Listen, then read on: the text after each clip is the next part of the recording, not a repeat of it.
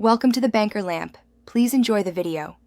Start by confirming you have one working key, any additional blank or previously programmed fobs, and the vehicle battery at about 12V.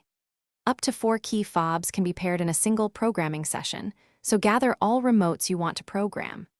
Verify each fob has a fresh CR2032-3V battery and that all vehicle doors are closed and unlocked. Place the key in the ignition but do not start the engine, and have the driver door open and ready. With the driver door open and the key in the ignition, perform 6 ignition cycles.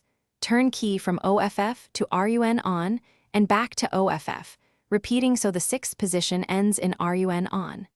Complete this sequence within 10 seconds. When entered correctly, the doors will lock and unlock once to confirm programming mode. After the lock cycle, press any button on the first key fob within 10 seconds. The door locks will cycle to acknowledge a successful programming of that remote. Once all desired remotes have been acknowledged by the door lock cycle, exit programming by removing the key and closing the driver door, then test each fob from about 3 feet away to confirm lock and unlock functions. If a fob does not respond, replace its CR2032-3V battery and repeat the 6 ignition cycles. Ensure you complete cycles within 10 seconds and include every fob during the same session.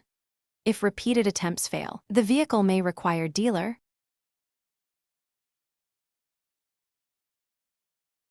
Thanks for watching. If this was helpful, leave a like and consider subscribing. See you next time.